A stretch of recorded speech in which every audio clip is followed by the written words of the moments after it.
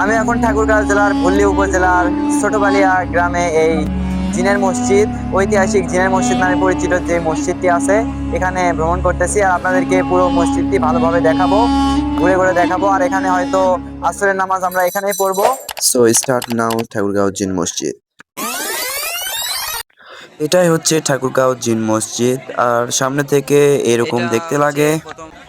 আর এই মসজিদটি দেখার জন্য দূর দূরান্ত থেকে অনেক পর্যটক এখানে প্রতিনিয়ত ভিড় করেন। আমাদের কপালটা একটু খারাপ, আমরা আস্তে না আস্তে এখানে ঝিরি ঝিরি বৃষ্টি থেকে একটু ভালোভাবেই বৃষ্টি আসা শুরু হয়েছে, তাই আমরা এখন এক জায়গায় দাঁড়িয়ে আছি, আশ্রয় নিয়েছি। বৃষ্টি শেষ হওয়ার পর আপনাদেরকে যেটুকু ভিডিওতে দেখানো যায়, যেটুকু দেখানো সম্ভব, আমি পুরোটাই দেখানোর চেষ্টা করব। আমরা আসার পর থেকে সেই যে বৃষ্টি এলো, আর এই বৃষ্টি শেষ হওয়ার কোনো নাম নেই। আমরা আজকে এসেছিলাম 2টার দিকে, 2টা থেকে বৃষ্টি হওয়া শুরু হয়ে গেছে। অসংখ্য বৃষ্টি হচ্ছে। আমরা আজকে মনে হয় আর ভিডিও করতে পারবো না। আমরা বৃষ্টি থামার অপেক্ষা করতে করতে সন্ধ্যা নেমে গেল, আর সন্ধ্যা নামার পর এই মসজিদটির ভিউ আরও অনেক সুন্দর লাগছিল। দেখতে পাচ্ছেন আলোকসজ্জায় সাজানো এই মসজিদ অনেকই সুন্দর লাগছিল আমার কাছে। তো আজকে আর এই ভিডিও করা সম্ভব হলো না বৃষ্টির কারণে। কালকে আপনাদেরকে সকল খুঁটিনাটি বিষয় সম্পর্কে ভিডিও করব। তো দেখা হচ্ছে আগামীকাল। গুড মর্নিং ভিউয়ার্স, সকাল সকাল আমরা চলে আসলাম আপনাদেরকে সকল কিছু দেখানোর জন্য। তো প্রথমে আগে এই মসজিদটির ইতিহাস আপনাদেরকে জানানো হোক। জিনের মসজিদ ঠাকুরগাঁও জেলার ভুল্লি থানার ছোটবালিয়া গ্রামে অবস্থিত। এই মসজিদটি বালিয়া মসজিদ, ছোটবালিয়া জামে মসজিদ নামেও পরিচিত। কথায় আছে, কোনো এক আমাবস্যার রাতে জিনপরীরা এই এলাকার ওপর দিয়ে উড়ে যাওয়ার সময় এলাকাটি পছন্দ করেন। তারপর তারা মাটিতে নেমে এসে মসজিদের নির্মাণ কাজ শুরু করেন, কিন্তু গম্বুজ তৈরির আগেই ভোর হয়ে যাওয়ায় কাজ অসমাপ্ত রেখেই চলে যান। ফলে গম্বুজ ছাড়াই দাঁড়িয়ে থাকে এই অসাধারণ কার্যক্রমময় মসজিদটি। জিনপরীরা এই মসজিদটি তৈরি করেন, তাই এই জন্য স্থানীয়দের কাছে এটি জিনের মসজিদ নামে পরিচিত। পরবর্তীতে যেভাবে এই মসজিদের নির্মাণ কাজ শুরু হয়েছিল, জমিদার মেহের বখশ চৌধুরী 19বিংশ শতাব্দীর শেষ ভাগে বালিয়াতে এক মসজিদ তৈরির পরিকল্পনা করেন। এই জন্য দিল্লির আগ্রা মতান্তরে মুর্শিদাবাদ থেকে স্থাপিত আনা হয়।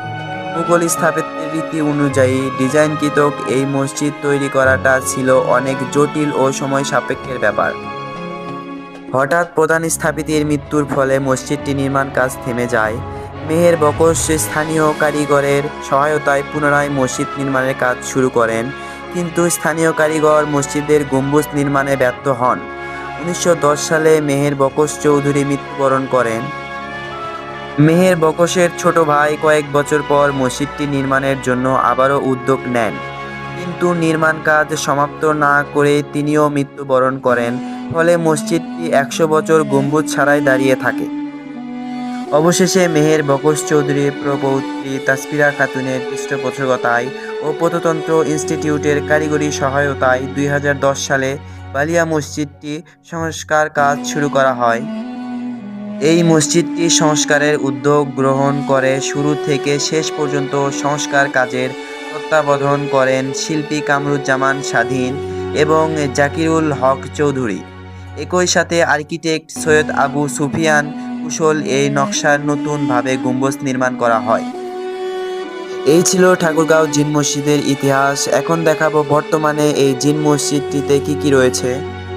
প্রথমে আসি জিনের মসজিদ থেকে কিছুটা সামনে একটি মাদ্রাসা রয়েছে। এই মাদ্রাসাতে প্রতিনিয়ত কোরআন শিক্ষা দেওয়া হয় এই গ্রামের ছেলেপেলেদের।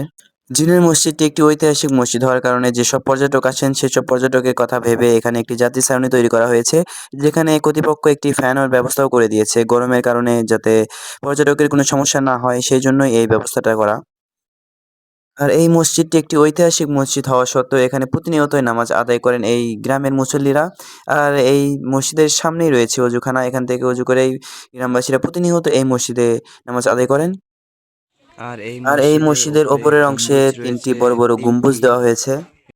সব মিলিয়ে এই মসজিদটি দেখতে অনেক সুন্দর। তো আজ এই পর্যন্তই। ভালো লাগলে অবশ্যই আমার পেজটি ফলো দিয়ে রাখবেন।